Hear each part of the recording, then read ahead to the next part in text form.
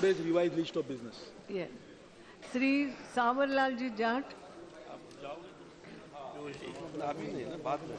महोदय, मैं आज की कार्य व्यवहार की सूची के क्रम संख्या 3 में मेरे सहयोगी माननीय जल संसाधन, नदी विकास और गंगा संरक्षण मंत्री के नाम के सामने उल्लिखित कागजात सभा पटल पर रखने की अनुमति चाहूँगा।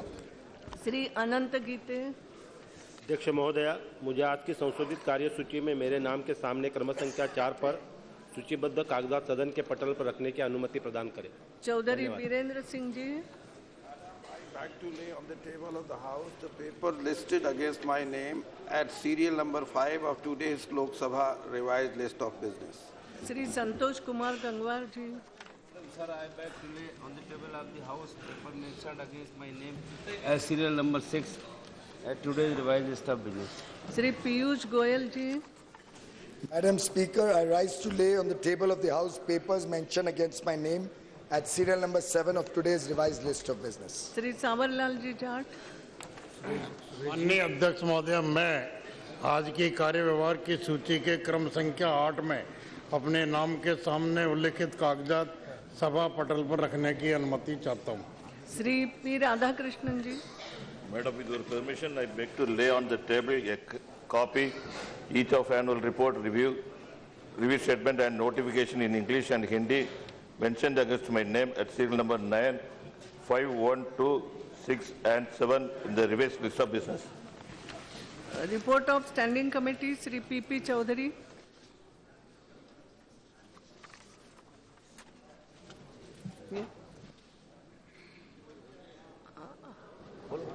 Madam, I beg to lay the 74th report, Hindi and English version of the Standing Committee on Personnel, Public Grievances, Law and Justice on the tribunals, appellate tribunals and other authorities' conditions of service bill 2014. Statements by Minister Sri P. Radhakrishnan ji. Permission, I beg to lay on the table statement mentioned against my name at serial number 11, 1 and 2 in the revised list of business, the status of implementation of the recommendations contained in the 2006 and 207th report of the Standing Committee on Transport, Tourism and Culture on demands for grants 2013 and 14 pertaining to the Ministry of Road Transport and Highways and Ministry of Shipping respectively. Yeah. Motions for election to committee, Sri Murli Manohar Joshi ji. Yes. नाम लेंगे। महोदया, मैं निम्नलिखित प्रस्ताव करता हूं कि इस सभा के सदस्य लोकसभा के प्रक्रिया तथा कार्य संचालन नियमों के नियम 311 द्वारा अपेक्षित रीति से 1 मई 2015 से शुरू होकर 30 अप्रैल 2016 को समाप्त होने वाली अवधि के लिए सदन की प्राक्कलन समिति के सदस्य के रूप में कार्य करने के लिए अपने में से 30 सदस्य निर्वाचित करें। The question is that the motion moved by Sri Murli Manohar Joshi be adopted. Those in favor may say aye. Those against may say no. I think the ayes have it. The ayes have it. The motion is adopted. Professor K.V. Thomas. Madam, I beg to move the following motion that the members of this House do proceed to elect in the manner required by Sub-Rule 1 of the Rule of 309 of the Rules of the Procedure of Conduct Business of the Lok Sabha, 15 members from amongst themselves to serve as members of the Committee on Public Accounts Committee from term beginning on 1st May 2015 and ending on 30th April 2016. Yes. That the question is that the motion moved by Sri K.V. Thomas be adopted. Those in favor may say aye. Those against may say no. I think the ayes have it. The ayes have it. Motion is adopted. K.V. Thomas again. Following motion that this House do recommend to Rajya Sabha that Rajya Sabha do agree to nominate 7 members from Rajya Sabha to associate with the Committee on Public Accounts of the House for the term beginning on 1st May 2015 and ending on 30th April 2016 and do communicate to this House the names of the members so nominated by Rajya Sabha. Yes, the question is that the motion moved by Sri K.V. Thomas be adopted. Those in favor may say aye. Those against may say no. I think the ayes have it. The ayes have it. The motion is adopted. Shri Shanta Kumar ji. महोदया, मैं प्रस्ताव करता हूं कि इस सभा के सदस्य लोकसभा की प्रक्रिया तथा कार्य संचालन नियम के नियम 312 ख के उप नियम 1 के अंतर्गत अपेक्षित तरीके से 1 मई 2015 से आरंभ होने वाली और 30 अप्रैल 16 को समाप्त होने वाली अवधि के लिए सरकारी उपक्रमों संबंधी समिति के सदस्यों के रूप में कार्य करने हेतु अपने में से 15 सदस्यों का निर्वाचन करें। The question is that the motion moved by Shri Shanta Kumar ji be adopted. Those in favor may say aye. Those against may say no. I think the ayes have it. The ayes have it. The motion is adopted. Again, Shri Shanta Kumar ji.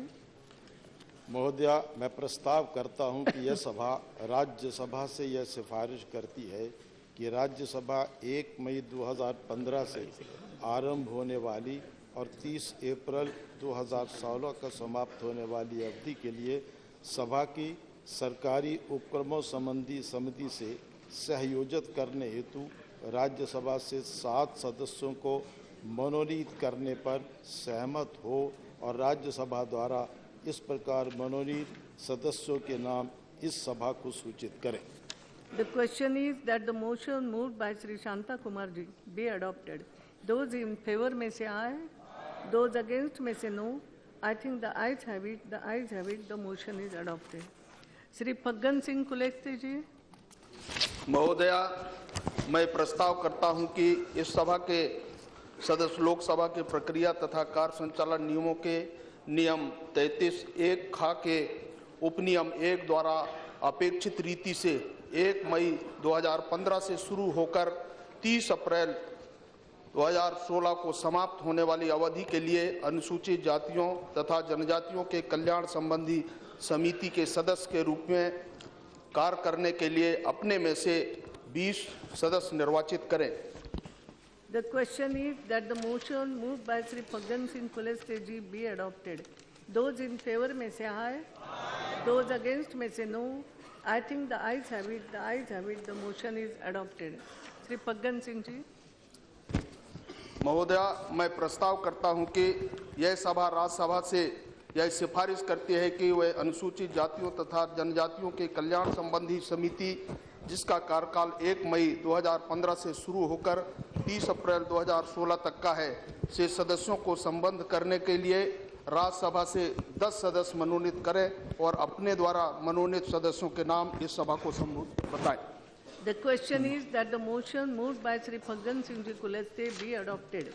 Those in favor may say aye. Those against may say no.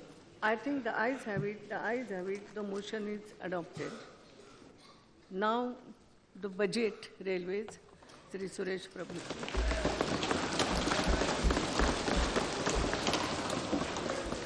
Madam Speaker, I rise to present before this august House the statement of estimated receipts and expenditure for year 2015-16 for the Indian Railways. At the outset, let me thank the Honorable Prime Minister, Shri Narendra Modi ji, for infusing all Indians with new and refreshed the dream of prosperous nation. At a more personal level, I wish to express my gratitude towards him for giving me this opportunity to serve the people of India through the medium of railways, which is his priority. The Prime Minister established the principle of governance when he asked what government was for, if not for the welfare of the poor. He challenged us with an inspirational objective when he said that the age of poverty alleviation was over and the era of poverty elimination has begun. Railways will play its part in this historic mission. Madam, the railway map of India is a network of veins that pump life-giving blood into the heart of India's economy. Railways is a unique integrator of modern India with a major role in its socio-economic development. It's an organization that touches the heart and existence that of all Indians, even that of Mahatma Gandhi. Bapu decided to undertake a voyage of discovery of India before launching himself into the national freedom movement. And he conducted this Bharat Darshan on trains, always traveling in third class, which doesn't exist anymore. Unfortunately, railways facilities have not improved very substantially over the past few decades. A fundamental reason for this is a chronic underinvestment in railways, which has led to congestion and overutilization. As a consequence, capacity augmentation suffers, safety is challenged, and the quality of service delivery declines, leading to poor morale, reduced efficiency, suboptimal freight and passenger traffic, and fewer financial resources. This again feeds the vicious cycle of underinvestment. This cycle must be put to an end. Once it does, the gains to the economy will be immense. Better services, improved connectivity for all citizens, including the poorer segment of a society, lower cost and improved competitiveness. Investment in railways will have a multiplier effect on the rest of the economy and will create more jobs in the economy for the poor. Investment in Indian Railways is also necessary for environmental sustainability and well-being of future generations. Madam, railways carry a heavy burden of expectations. Citizens who demand better railway services are often not aware of the constraints that the railways operate under. I wish to flag only two. There are 1,219 sections on the high-density network, which can be roughly equated with tracks connecting the metros. Out of this, 492 are running at a capacity of more than 100%, and there are another 228 that are running at a capacity between 80% and 100%.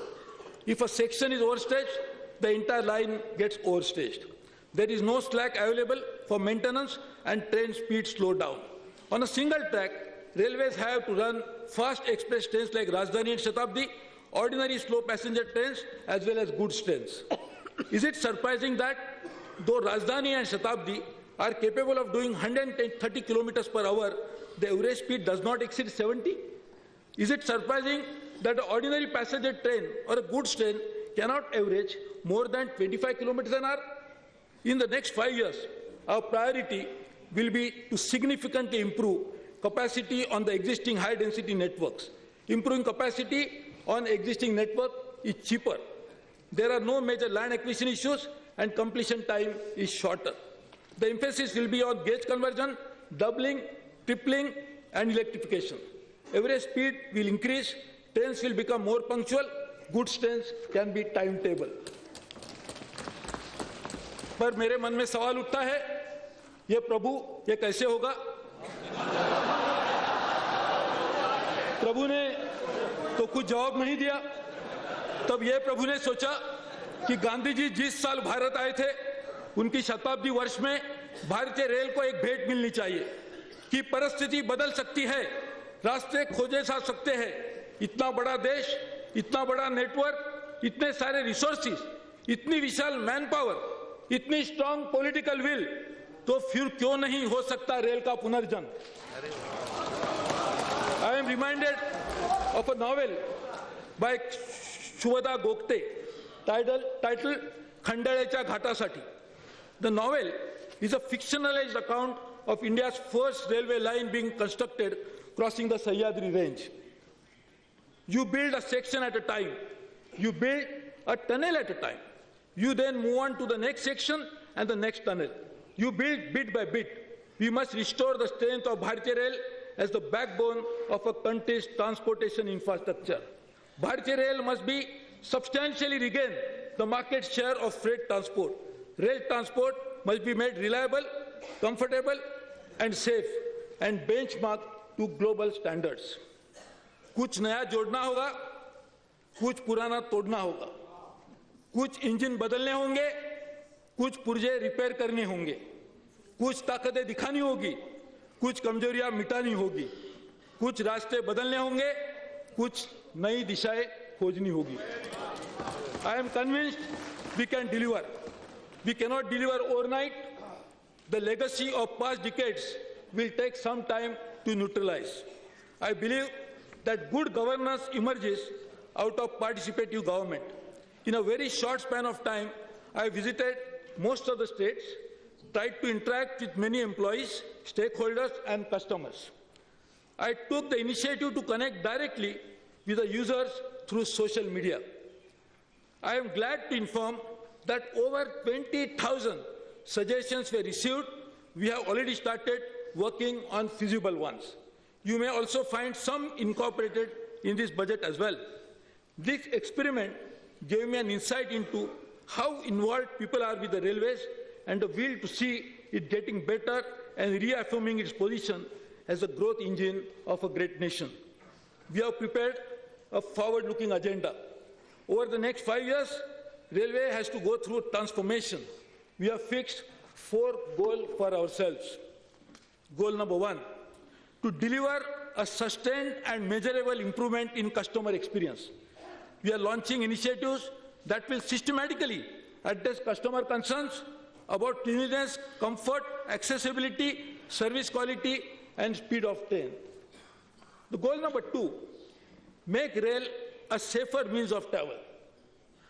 Third, expand Bharatiya Rail's capacity substantially and to modernize its infrastructure. Given the importance of rail travel for our citizens, we will increase our daily passengers carrying capacity from 21 million to 30 million. We will also increase track length by 20% from 1,14,000 kilometers to 1,38,000 kilometers.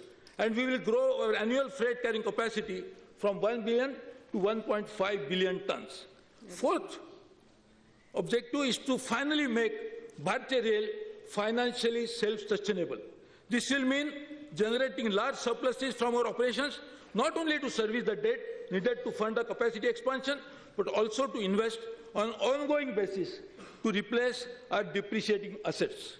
This will require material improvement in operating efficiency, tighter control over costs, greater discipline over project selection and execution, and a significant boost to railways' revenue-generating capacity. These goals will ensure that railway is an integral part of all the flagship programs that our Prime Minister has launched for improving the quality of life of the downtrodden, from Swachh Bharat to Make in India, and from Digital India to Skill India. How we will achieve this? Our execution strategy will have 5 drivers. Adopting a medium-term perspective, any organization must address short-term priorities without glossing over the long-term and medium-term vision. As Vinoba Bhaveji said, you will stumble if you look close to your heels and would certainly fall if you ignore the vision of the long road. Madam Speaker, this railway budget is a part of a trilogy of documents that chart our vision for the future. The first in the series is a white paper that has just been placed before the House. The second part is today's budget for the year 2015-16. This will be followed by a Vision 2030 document that we intend to bring out later this year. The proposals contained in this budget should therefore be seen as the beginning of a 5-year action plan to transform the railways. The second driver is building partnership. Transforming the railways will require us to partner with the key stakeholders. First, consistent with the Prime Minister's vision of cooperative federalism, we will work closely with the states to make the railways the backbone of national connectivity. Their economies and citizens will benefit dramatically from an improved railway system. The voice of the locals will reverberate through the state governments in the planning and execution of railway projects. They will also be able to raise financing through special purpose vehicles that we will create with them. Most of them have already expressed a keen interest to make the improvement of the railways a joint endeavor and a shared success. Second, we will partner with PSUs to ensure that sufficient capacity is built to transport critical commodities like coal, iron and cement from where they are extracted or imported to where they are consumed or processed. We will partner with multilateral and bilateral organizations and other governments to gain access to long-term financing and technology from overseas. We will also partner with the private sector to improve last-mile connectivity, expand our fleet of rolling stock, and modernize our station infrastructure. Here I must mention that rail will continue to be our precious national asset. It will continue to serve the common man. The people of India will own railways always. Leveraging additional resources is the driver number 3. Over the next 5 years, we envisage an investment of over rupees 8 lakh 8,50,000 crores, 8.5 lakh crores. A broad indicative 5-year investment plan is attached as Annex 1 to this speech. Budgetary support is the quickest and the easiest option to finance the plan. But the Ministry of Finance also faces challenges of competing demands, although small initial contribution to railways can be catalytic. But the scale of our investment needs is such that will require us to seek multiple sources of funding. We'll tap other sources of finance too. Multilateral development banks and pension funds have expressed keen interest in financing new investments. Their time horizon is aligned with ours. They seek resources, predictable and recurring revenue, which we can provide through the issuance of long-term debt instruments to fund revenue-generating railway projects. Driver number 4, revamping management practices, systems, processes, and retooling our human resources. To get the most out of the additional resources that we will be investing, we will need to ensure the highest standards of operational and business efficiency. I am happy to report an improvement on our financial performance in the year 2014-15 relative to what we had anticipated earlier. I propose the operating ratio for 2015-16 at 88.5% as against the targeted operating ratio of 91.8% in 14-15 and 93.6% in the previous year, 2013-14. I am pleased to state that not only this will be the best operating ratio in the last 9 years, but the best after the 6th pay commission. The railways will not be able to deliver sustained improvement in operating efficiency unless changes are made to speed up decision-making, tighten accountability, and improve management information system. Our people are our biggest asset. Even in the short term that I have held this portfolio, I have seen the enthusiasm and dedication of railway personnel across the country. For our transformation journey to succeed, it will be very important to harness the talent of our employees through training and development. Madam, driver number 5 is setting standards for governance and transparency. The railways belong to the whole nation. Its functioning must conform to the highest standards of governance and transparency.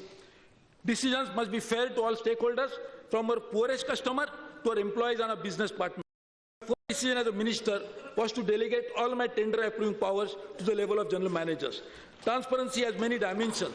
It requires better quality of information gathering and improved norms for disclosure of that information. It requires reduction in discretion and standardization of procedures.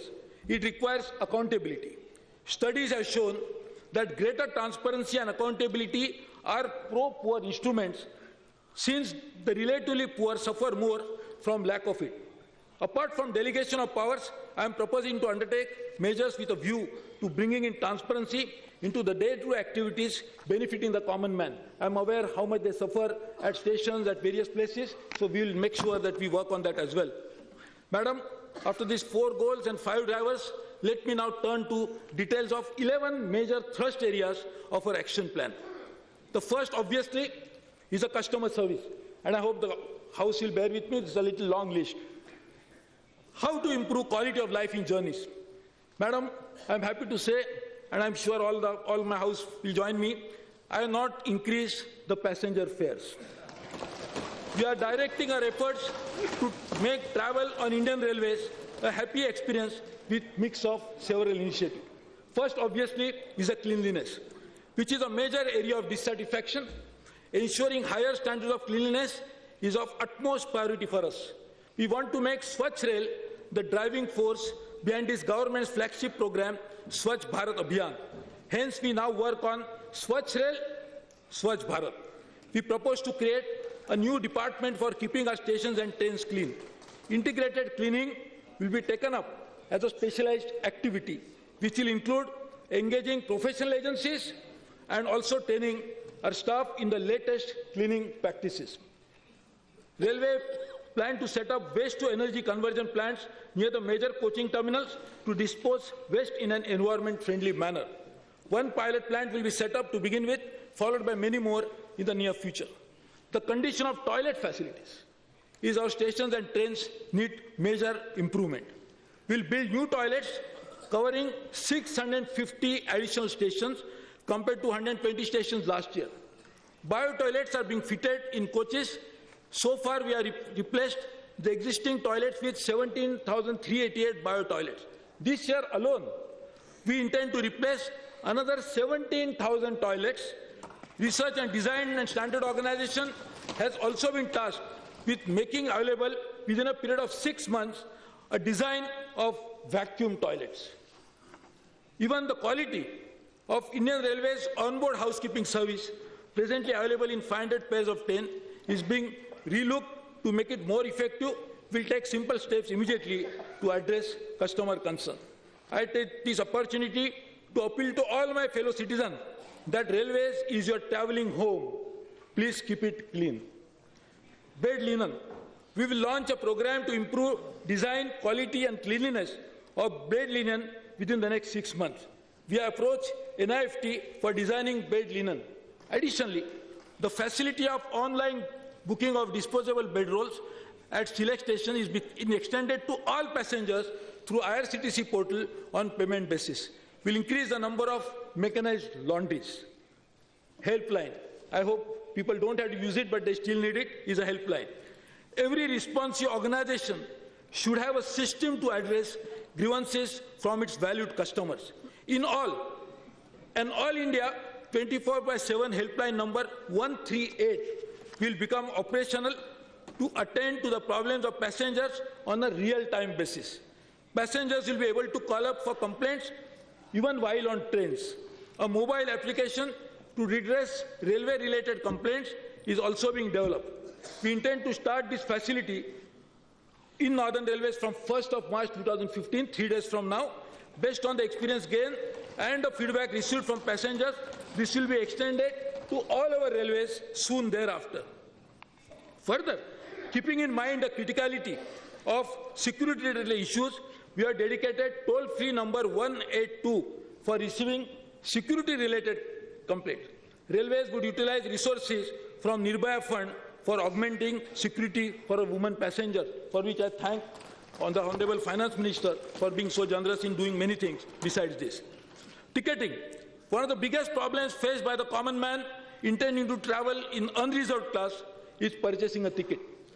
We are introducing Operation 5 Minutes to ensure that a passenger traveling unreserved can purchase a ticket within 5 minutes. Provision of modified hot buttons coins, vending machines and single destination teller windows will drastically reduce the transaction time. For the differently able travelers, a special initiative is being launched whereby they can purchase concessional e-tickets after only one-time registration. It is also proposed to work toward developing a multilingual e-ticketing portal. We will move towards crediting all refunds to the banking system. In Central, Western and Southern Railway suburban stations, we have already started a pilot project of issuing unreserved tickets on smartphones. We hope to extend this facility progressively to all stations. Automatic ticket vending machines with smart cards and currency options have also been installed in many stations. It is proposed to proliferate this further and also to introduce debit card operated machines.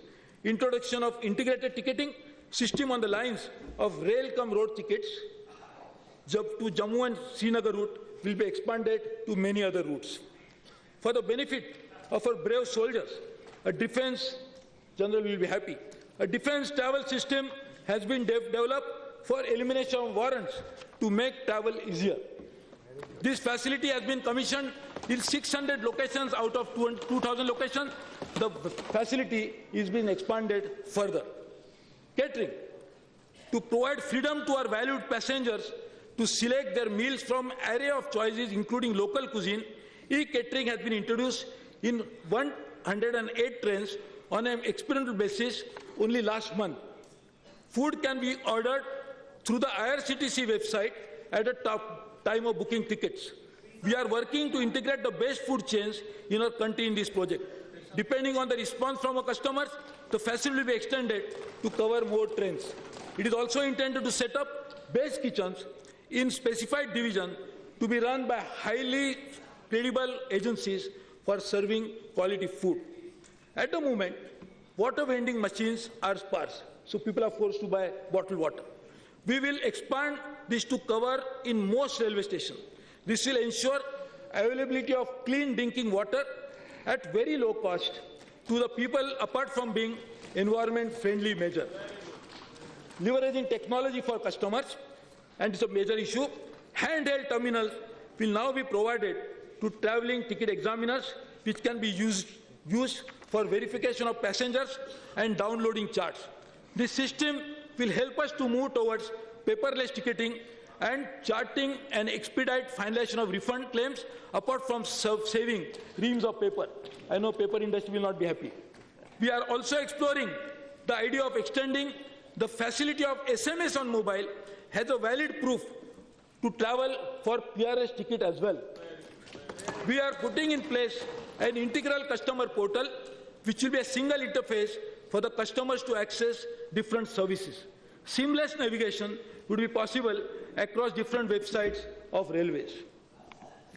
A centrally managed railway display network is expected to be introduced in over 2,000 stations over the next 2 years, which will aid in providing information on train arrival departure, reservations, general and emergency messages, and also any other information of interest to citizens. This facility will promote our government's program, Digital India campaign, and also unlock huge advertising potential. We propose to introduce an SMS alert service to inform passengers in advance about the updated arrival and departure time of trains at starting and destination stations. Similarly, SMS alert would be sent 15-30 minutes in advance of arrival of the train at the destination.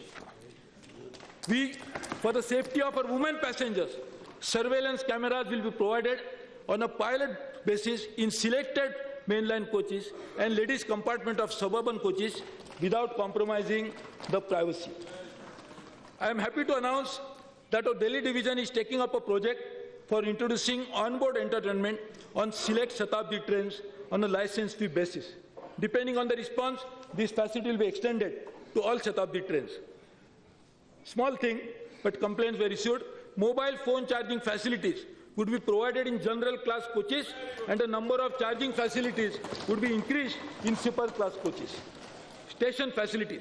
So far, 1,052 stations have been identified for upgradation of passenger amenities as station under model station scheme. It is proposed to include 200 more stations under the scheme immediately. Wi-Fi at all A1A category stations are being provided. Further, as a part of Digital India initiative, we will be providing this to category B stations as well. Online booking of retiring room has already been initiated recently.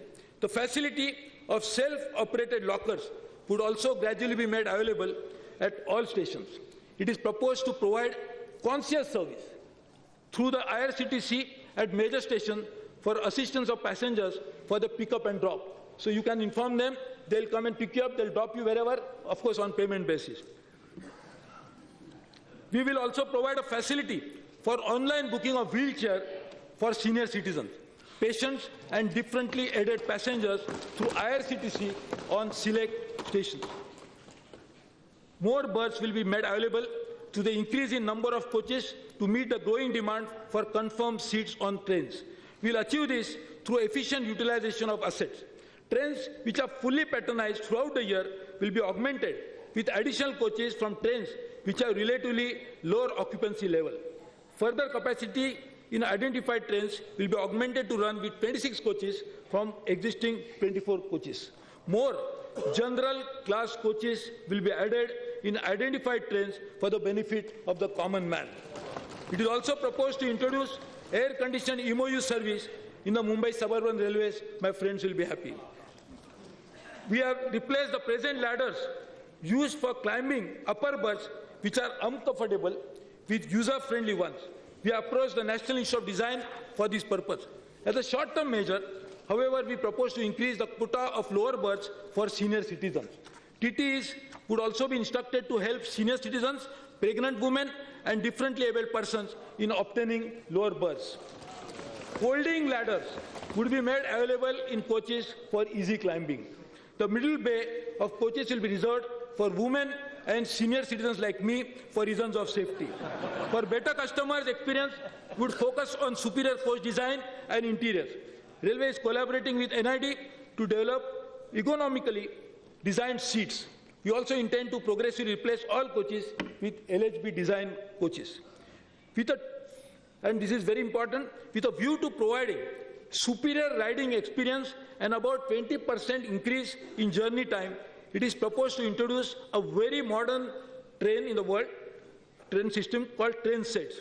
These are similar to bullet trains in design and can run on existing tracks without an engine to haul them. For the railways, it would imply higher capacity, greater energy saving, and increased throughput. We hope that the first set of these trains would be running on a system within the next 2 years. Based on the experience, train sets will be considered for manufacture in India. It is our endeavor to expand jobs for Indians at every level. Lifts and escalators have been planned at major stations to facilitate easy movement of elderly and differently abled persons. An amount of 120 crores has been provided for this purpose, which is about 76% more than the final allotment in the current year, 76% more. All newly manufactured coaches will henceforth be Braille enabled for the help of the blind. And Rail Coach Factory has been asked to explore the possibility of building wider entrances for the ease of differently aided passengers. Madam, I am also happy to say that we are increasing the number of days when one can book a ticket to 120 days, so that the tout menace that we always see, people going and booking it, could be reduced to a great extent. Railway has been trying to provide better amenities at all stations. I am happy to inform the House that this year we increased the allotment for passenger amenities by 67%. I request all corporates, NGOs, charitable institutions, and religious institutions to come forward and invest generously for the passenger amenities. I also request all MPs to use part of their MP-led funds in improving facilities. Just here. It is with gratitude. It is with great gratitude that I mention the names of only two. Mr. P.C. Mohan, MP from Bengaluru Central, and Sri Gopal Shetty from North Mumbai, who have donated 1 crore and 1.5 crore from the MP lad for the customer amenities. I really thank them for this. Madam, our honorable members of Parliament, now this is for you. Please listen. Madam, our honorable members of Parliament represent a vast number of people and could serve as an important link between railways and the people. Local representatives are in the best position to offer solutions to satisfy local aspirations. We propose to create divisional committees in each railways to be chaired by a member of Parliament, which will serve as an important link between railways and the people of India. Madam, the second thrust area, I just completed the customer satisfaction. Second thrust area is a station redevelopment. Railway caters to all sections of society, especially the poor. Our Prime Minister has very rightly said that our railway station should be the best of the breed. We are attempting redevelopment of stations, but the efforts have not met with great success. Such an idea needs the power of imagination combined with a stable business sense. A transformed station can change the skyline of cities and bring in revenues and become an incubator for local economy. While the process for redevelopment of the already selected stations will continue, for the rest of the station, we propose to revamp the station redevelopment policy completely and simplify the process for faster redevelopment by inviting open bids from interested parties. The present stations will be available for development on as-is where-is basis to exploit the space and air rights on concession basis. Anyone can participate in this bidding with the designs and business ideas by providing an operational requirements of railways for running trains at these stations. All approved bids will be processed by independent experts and uploaded on the web and integrated with the best bidding practices. For quick decision making, the zonal and divisional offices will be empowered. A monitoring cell will be constituted to ensure adherence to timelines. We want our railway stations to be iconic structures with architecture reflecting the culture and character of that particular city. We invite the state government and the local municipal bodies to be our partners in this endeavor. Most of our railway terminals located in big cities are amidst very congested areas. We propose to develop satellite railway terminals in major cities with the twin purpose of decongesting the city as well as providing service to passengers residing in suburbs. The satellite terminals will have modern facilities for originating and terminating trains, which will also briefly stop at the existing major terminals, so there is no disturbance. 10 select stations will be taken up in this year itself for this satellite terminal program in 2015-16.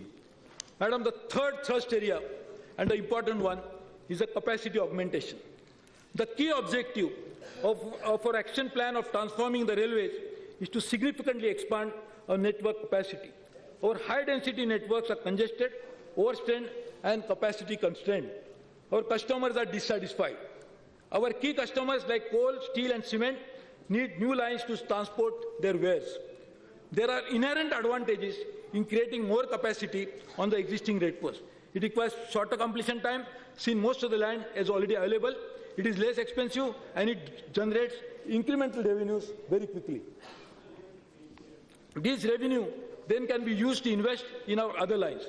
Additional benefits include higher average speed for trains, timetabling of freight trains, improved punctuality of passenger trains, and increase in carrying capacity.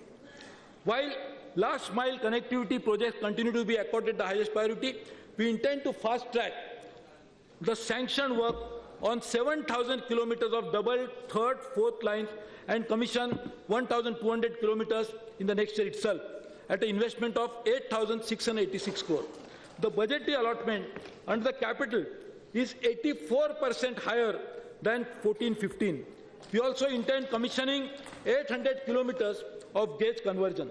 Additionally, we have sanctioned 77 projects covering 9,400 kilometers of doubling, tripling, quadrupling works along with their electrification at a total cost of, Madam, 96,182 crores, which is over 2,700% higher than the year 13-14, because the last year was the plan holiday year.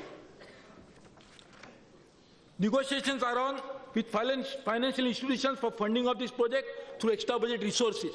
Honorable members of Parliament will be happy to note that these projects cover almost all states. You should be happy. Traffic facility works like construction of longer loops, creating smaller block stations, building bypass lines, making crossing stations, augmenting terminals, and removing permanent speed restriction is our utmost priority. These are very small expenditure works, but they provide huge operating benefits in a shortest possible time to debottleneck and create additional capacity. In the year 2015-16, work outlay of 2,374 crores will be taken up. Madam, we are committed to provide rail connectivity to the northeastern states. I am happy to announce that Meghalaya has been brought on the railway map of India, and direct connectivity to Delhi has been provided to Arunachal Pradesh by our Honorable Prime Minister. Further, the Barak Valley will be brought on broad gauge by March this year. The work for connecting the remaining state of this region is progressing well. Indian Railways is committed to faster rail network growth in Jammu and Kashmir. The rail connectivity between Jammu region and the Kashmir Valley through the Banihal Tunnel provides all-weather connectivity with the rest of the country. The commissioning of Udhampur-Katra was like a dream come true for millions of pilgrims. The implementation of 2 dedicated freight corridor projects on eastern and western routes is gathering pace. We will target to award 750 kilometers of civil contracts and 1,300 kilometers of system contract in 2015-16. Preliminary engineering cum traffic surveys for 4 other PFCs.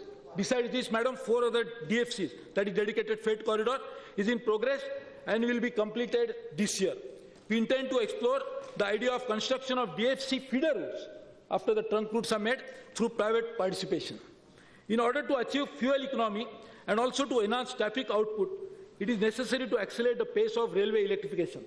As against a sanction of 462 route kilometers in 2014-15, a length of 6,608 route kilometers has been sanctioned for 2015-16.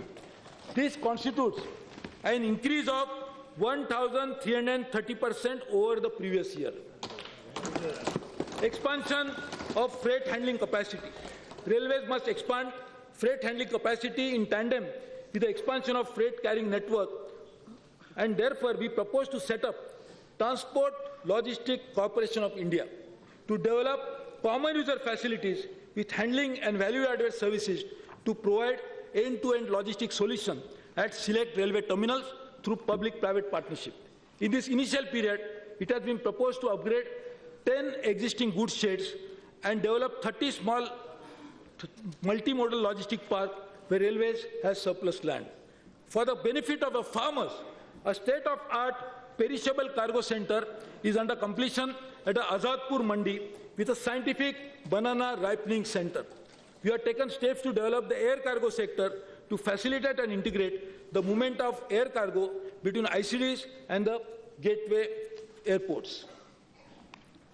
To facilitate rapid development of network of private freight terminals, a policy was issued in 2010 and revised in 2012 to invite private investment in this space. Certain issues have emerged which are discouraging further investments in PFT. We intend to address this urgently so that proliferation of these terminals is not hampered. We will in the next 3 months review the wagon leasing scheme, special freight train operator scheme, private freight terminal scheme, and liberalized wagon investment scheme for making them more liberal, broad-based, and attractive to partners from private sector. We will also consider new and lighter design of wagons for better fuel efficiency and carrying capacity. Railways will also work out modalities to facilitate provision of spare railway land and redundant goods sheds on nominal license basis to partners for development of such facilities. In an effort to reduce empty flows of wagons, an automatic freight rebate scheme for traffic loaded in traditional empty flow direction has been launched recently. We propose to launch the scheme now on all India basis. Long-haul freight operations where 2 or more freight trains are combined into a single tail formation will be used extensively. Towards this end, the construction of long loop lines will be expedited. Further, the pace at which distributed power systems are to be provided on locomotives deployed on long rail trains will be speeded up. Improving train speed. The speed of 9 railway corridors will be increased from existing 110 and 130 kilometers to 160 and 200 kilometers respectively, so that inter-metro journeys like Delhi-Kolkata and Delhi-Mumbai can be completed overnight, so my friends from West Bengal can reach early. This will also involve upgradation of track, including turnouts and rolling stock to higher standards, as well as the adoption of improved methods of track recording, monitoring, and maintenance. The average speed of freight train, both in empty and loaded condition, will be enhanced. A policy of attaining speeds of 100 kilometers for empty freight trains and 75 kilometers for loaded trains is being put in place. In pursuit of objective to maximize loading in every train, the loading density on all major freight-bearing routes of railways will be upgraded to 22.82 ton axle loads. This will immediately bring in quick results, bring revenue, as well as help my friend like Anand Kumar, who transport a lot of fertilizers, as well as my friend in coal minister. Madam, we'll continue to pursue with vigor our special projects like high-speed rail between Mumbai and Ahmedabad. The feasibility study for this is in advanced stage and report is expected by the mid of this year. Quick and appropriate action will be taken once the report is available with us. Regarding the other high-speed routes on the diamond quadrilateral, studies are being commissioned and we are working on them. The transformation of railways offers huge opportunity for Make in India initiative. With increasing capacity, railways would require more locos, more wagons, and more coaches. The big-ticket manufacturing ideas include high horsepower and green technology locomotives, commodity-specific wagons like auto carriers, signaling system and train protection system, and track laying and track maintenance machines. All this will result in creation of huge job opportunities. Functioning railways production units and workshop would be reviewed with a view to providing them a cutting edge in the manufacture of their products.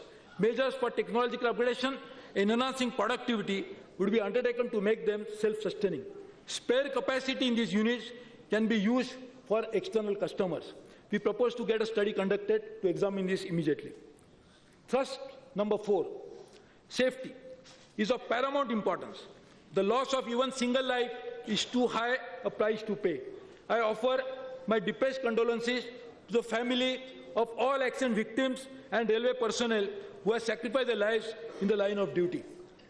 We have safety concerns on account of unmanned level crossing, manned level crossing, derailments, collisions, and fire.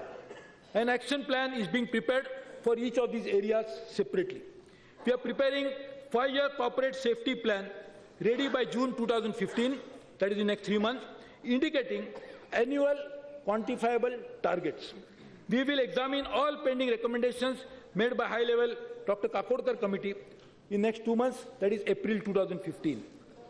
Our ultimate objective to eliminate all unmanned level crossings by construction of road overbridges and road under bridges. In the short term, RDSO has been asked to develop a suitable device with a reliable power supply system based on theft-proof panels, batteries, in consultation with Indian Space Research Organization, that is ISRO, using geospatial technology for providing audio-visual warning to road users at unmanned level crossing. Further, a radio-based signal design project has been taken up with IIT Kanpur for warnings at unmanned level crossing. Keeping in view the critical need to facilitate construction of ROBs and RUBs, a web-based application has been commissioned with a user-friendly measures for online submission of approval of drawings within 60 days, and an MOU has also been signed with Ministry of Road Transport and Highways, thanks to my good friend and colleague, Mr. Nitin Gadkari. I am happy to announce that in the next financial year, 970 number of ROB and RUBs and other safety-related works to eliminate 3,438 level crossings at a total railway expense of 6,581 crores has been sanctioned. This is more than 2,600% higher than the previous year, but it is the highest ever in recent times. This project covers almost all states of the nation, so nobody should be dissatisfied. To prevent fire in coaches and also to prevent coaches from climbing over each other during accident, RDSO has been asked to develop new system. We also propose to install train protection warning system and train collision avoidance system on selected routes at the earliest. To curb derailments, modern track structure consisting of sleepers and heavier rails are being used while carrying out primary track renewals. Better welding techniques could also be promoted. Further, analog machines for testing of rails are being replaced with digital type machines which are more reliable. Thrust number 5, technology upgradation. Every dynamic and thriving organization needs to innovate and reinvent its practices. In accordance with the vision of Honorable Prime Minister for Innovation, Technology Development and Manufacturing, we intend to set up an innovation council, not just for technology, for overall innovation of railways, called Kayakalp, for the purpose of business reengineering and introducing a spirit of innovation in railways. We intend to set up a technology portal to invite innovative technological solutions. We have decided to strengthen the RDSO into an organization of excellence for applied research. RDSO would collaborate with institutions of repute. We will set up in 2015-16 4 railway research centers in select universities for doing fundamental research. So they'll do applied research, they'll now do fundamental research. Government of India has conferred Bharat Ratna on Pandit Madan Mohan Malviya to mark the centenary celebration of Banaras Hindu University, where Dr. Muli Modashi taught. We propose to set up Malviya Chair for Railway Technology as IIT BHU, Varanasi. This chair will help in development of new materials to be used in all assets of railway. You know, material management is an important issue. A consortium of Ministries of Railway, HRD, Science and Technology and Industry is being set up as a part of technology mission to take up identified railways project for research. We will shortly unveil an IT vision on line information and latest berth availability on running trains. An integrated mobile application, including station navigation system, etc., will be made available. Customer-friendly freight movement initiatives, such as introducing bar-coded RFID tracking of parcels and freight wagons, automated parcel warehouses, customer relationship management system, etc., will be undertaken. There will be an integration of train control and asset management application to reduce substantially the misuse. Railway proposed to move from preventive to predictive maintenance. It is proposed to explore the possibility of completely mechanized integrated track maintenance, which could bring in more efficiency. We intend to bring in state-of-the-art equipment for even routine examination of tracks. Thrust number 6. This is the partnership for development. We'll revamp the existing PPP cell in the ministry to make it more result-oriented. PPP will help in creating more jobs in the economy, besides augmenting capital for improving the railway system. We have launched a new model concession agreement recently for many of the participative models, and guidelines for these have been issued. Projects for rail connectivity to many ports and mines are being developed under participative model. Standardization of contractual framework that ensures a level playing field, simplification of procedures, and consistency of policy will be ensured. Technology-intensive and complex projects like speed raising and station redevelopment required a lot of handholding by specialized agency in terms of preparatory work, exploring technology options, and managing bid processes. Railways has signed in the past MOUs for technical cooperation with number of foreign railways and entities. We propose to launch Foreign Rail Technology Cooperation Scheme in order to achieve the higher quality of service for our nation. The suburban rail networks are the lifeline for metro cities of Mumbai, Kolkata, and Chennai. To meet growing demand where there is an urgent need for integrated transport solutions, we'll work with all states towards this end. We propose to take up MUTP 3 from Mumbai. Expansion of railway network to remote and backward areas serves as an engine for growth and brings overall socio-economic development of the region. We propose to set up joint ventures with states for focused project development, resource mobilization, land acquisition, project implementation, and monitoring of critical rail projects. I am happy to share that most of the states have conveyed their acceptance to our proposal. And Madam, this is really a path-breaking thing. The states now will be able to join hands, will be able to develop projects with them, and now, thanks to our finance minister, that large amounts of money are going to the states. Part of that can be used for this purpose. Railways have a big shelf of projects which requires to be executed at a fast pace. The expertise of railway PSUs will be used by leveraging their balance sheets to expedite the completion of identified projects within specified timelines and to undertake a higher volume of activities. It is also proposed to set up JVs with our major public sector companies who are our customers for meeting the requirements of new line. And I am very happy to say that the coal minister, oil and gas minister, the steel and cement ministers have already committed a huge thousands of crores for this purpose, which will be used for execution of works, will ensure faster completion and ultimately provide the much needed path for them to transport their produce and at the same time generate revenues for railways. Madam, thrust number 7 is improvement to management process and systems. For the delivery of the action plan, railways will require new governance structure, new delivery mechanism, extensive management reform, and transparency across the board for quick decision making. I have already delegated the powers in respect of stores and work standards to general managers.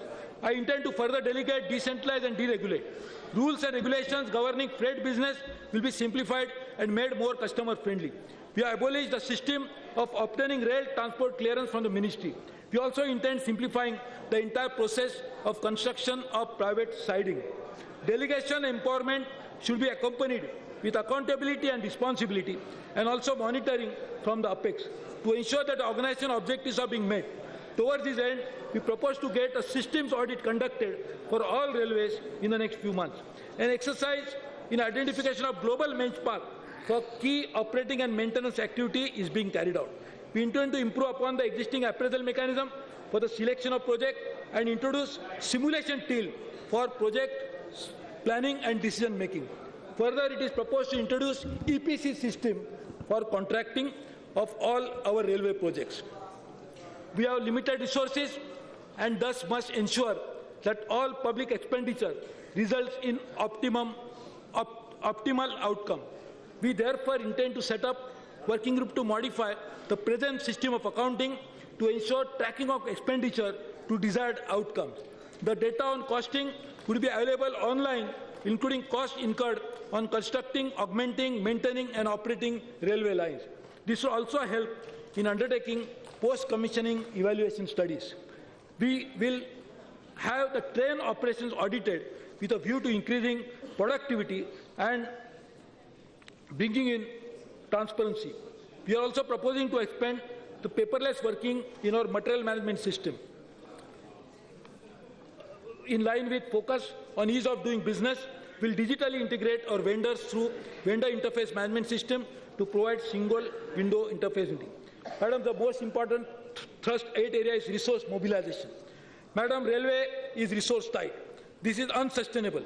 Let alone capital investment, there is not even left for depreciation. Conventionally, we have looked for gross budgetary support only from one source, from the finance ministry. But this business as usual is never viable nor necessary. First, the Union government financial resources are themselves overstretched. Second, internal generation of resource will pick up when the railway reform starts. GDP growth occurs and the railways begin to attract traffic that has moved away from it. For remunerative project, it should be possible to generate resources through market borrowing, rooted through partnership with railways, PSUs and IRFC. Fourth, there are several areas where resource can be generated through PPP. Moving away from debt, some projects can be equity-driven through partnership with state governments. All these lead to a simple proposition. One can leverage the resources one possesses much better. The size of the planned budget has gone up by 52% from rupees 65,798 crores to 1,11,000 crores in 2015-16. The support from central government constitutes 41.6%. The total planned budget internal generation is 17.8%.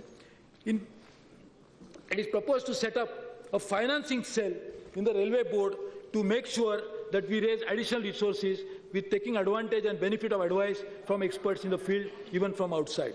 For financing remunerative projects through market borrowing, it is intended to tap low-cost, long-term funds from insurance and pension funds, multilateral and bilateral agencies which can be serviced through incremental revenues. Railways will create new vehicles to crowd in investment from long-term institutional investors and other partners. This may include setting up an infrastructure fund, a holding company, and a JV with an existing NBFC of a PSU with IRFC for raising long-term debt from domestic as well as overseas sources. I am happy to say there is an incredible response from domestic as well as others for this idea, including multilateral and bilateral financial institutions that have expressed keen interest in working closely with railways in this endeavor. We will monetize our assets rather than selling them. I wish to state that encroachment on railway land is a serious issue. To counter this, digitized mapping of land records has been initiated and responsibility is being fixed on officials for any encroachment. We are drawing up a comprehensive policy to tap the latent advertising potential. The new strategy would harness the avenues, including offering stations and trades for corporate bonding. This is a huge amount of money that can be raised, which can help the railways to do a better job. We are launching a coastal connectivity program this year, where railways, in partnership with concerned ports like Mr. Gadkari's ministry, will deliver rail connectivity to Nargol, Chhara, Dighi, Revas and Tuna. This program is expected to mobilize investment of approximately 2,000 crores. We propose to launch project worth 2,500 crores through BOT annuity route. This includes Wardha-Nagpur third line, Kazipet-Vijayawada third line, Bhadrak-Nargudi third line, and Bhuj-Nalia gauge conversion. Scrap disposal policy of Indian Railways to ensure we get better money out of it is being completely revamped. Thrust number 9, I strongly believe that our human resource or workforce of railway is our real strength. As a part of the focused human resource strategy, measures would be adopted to raise employee productivity in line with global standards. It is proposed to pursue creation of separate accounting head for HRD and develop ERP-based human resource management system. Our frontline staff is the first point of contact with the public. We intend to start, actually it has already been started in various locations, training module on soft skills for them so that our customers feel welcome. Training in yoga will be imparted to our start, especially from RPF. We are in the process of setting up a full-fledged university during the year 2015-16. We will take up the work of repair of staff quarters and also of RPF barracks. We will also improve the delivery of health services to our employees. For the recreational pursuit of our staff, we have decided to upgrade 4 holiday homes to begin with. Thrust area number 10, energy and sustainability. We have set up for the first time an environment directorate in Railway Board to increase focus on thrust on environmental management. Railway is the largest consumer of electricity and thus has a substantial potential for reducing energy consumption. Thrust will also be given for adoption of energy efficient LED luminaries, appliances, etc. A detailed energy audit is being worked out to reveal the huge potential for energy saving. Although a bulk consumer, Railways pays extremely high charges for traction power. It is proposed to procure power through open bidding process at an economical tariff from generating companies, power exchanges, and bilateral arrangement. This initiative is likely to result in substantial saving of at least 3,000 crores in the next few years. It is intended to expand sourcing of solar power as a part of solar mission of Railways. Work is in full swing at a solar power plant in Katra station and is slated for completion in March 2015. Further 1,000 megawatt of solar plant will be set up by the developers on the railway or private land on the rooftop of railway building, and in fact we intend to cover all possible footprints of railways to harness the solar energy. We have launched a mission for water conservation, water harvesting. Water recycling plants will be set up at major water consumption center after conducting water audit. Expansion of water harvesting system will continue. All our workshops are in the process of getting accredited for environmental management. This will be extended to loco sheds, major coaching and wagon maintenance depots. The House will be happy to note that CNG-based demo have been introduced on Northern Railway, and it proposed to convert 100 demos to dual fuel, CNG and diesel. Locomotives running on LNGs are being currently under development. We are making efforts to bring in noise level of locals at par with international norms. We will demonstrate our sensitivity to wildlife by factoring in concerns related to the environment. Madam, we need to invest in Indian Railways also because it is necessary for ecological sustenance. The annual consumption of fuel by the railways is just about 7% of the annual fuel consumption by the road sector. The energy consumption is about 75% or 90% less for freight traffic when compared to road. The carbon dioxide emission is about 80% less than road. Investment in Indian Railways is an investment in our future. It is an investment in our sustainability. It is investment for posterity. Madam, thrust area number 11 is transparency and governance initiative. As the honorable members of the House are aware, we recruit various categories of employees through 21 recruitment boards. As a major transparency initiative, the system of online application has been introduced for 2 categories as a pilot project. It is proposed to extend this further to include all future recruitments. Corruption at all levels continues to affect the common man. We are working on solutions to address this menace. In order to provide thrust to transparency, e-procurement value chain has been expanded to cover all divisions, depots, workshops. Railways currently is the only rail-based trans-city infrastructure provider and operator in the country. Therefore, for the purpose of orderly development of infrastructure services, enabling competition and protection of customer interest, it is important to have a regulation mechanism independent of the service provider. It is now proposed to set up a mechanism which will be entrusted with making regulation, setting performance standards, and determining tariffs. It will also adjudicate on disputes among licensee, private partners, and the ministry, subject to review in appeal. Even as we pursue the transformation agenda, Railway will continue to honor its wider obligation to the nation. With this in mind, and keeping with our government's higher priority on skill development, with its vast spread, we will continue by making available its infrastructure like stations and training centers for skill development. A huge talent of skilled personnel and the services are available for the national cause.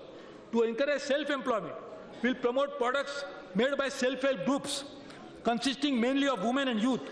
Konkan Railway has already launched this program in 3 states during the past 3 months.